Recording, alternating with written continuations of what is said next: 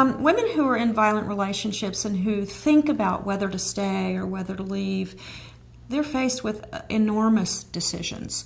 They have to leave with their children or leave their children behind. There are questions of divorce, there are questions of maybe how they're going to support themselves.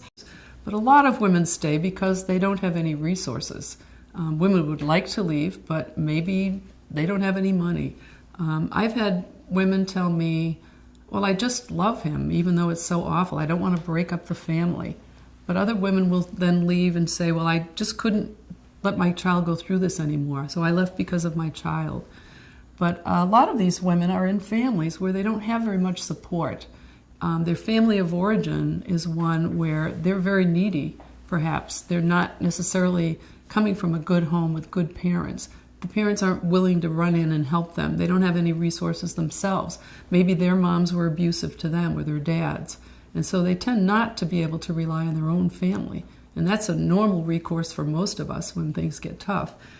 So they have fewer resources. They've also been isolated. This is one of the characteristics of domestic violence. It's to systematically, isolate the family so you can control them better on the part of the abuser. And so these moms are isolated. They may not have friends. In fact, a lot of people are trying to get work, women who are abused, and the abuser disrupts their work because that's one place where the women can get self-esteem and support. And that's another threat to the person who's trying to control the family. So any move outside the family is considered very challenging to the abuser, and he will respond very forcefully in most cases. And so women don't have the options. This is maybe the most dangerous time of all for the family because this is a time when the mother can be killed. This is the greatest probability of having a death occur is when the mother makes the decision first to leave.